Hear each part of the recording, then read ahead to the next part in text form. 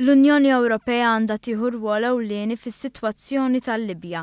Dan kien il-messaġġ tal-Membru Parlamentari Ewropew Miriam Dalli meta ħadet sehem f'dibattitu mal-Kummissjoni Ewropea u l-Kunsill Ewropew dwar is-sitwazzjoni fil-Libja.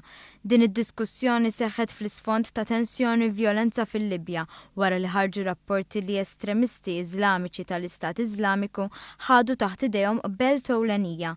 Fl-intervent tagħha Dalli appellat lill-istituzzjonijiet Ewropej biex jaħdmu flimkien b'serjetà quddiem il-problema tal-immigrazzjoni illegali. Dan filwaqt li esprimiet it-tħassib taċ-ċittadini fuq l-attitudni passiva li ħadet l-Unjoni Ewropea meta affaċċjata b'din il-problema. Għalhekk Miriam Dalli saħqet fuq il-bżonn ta' azzjoni immedjata.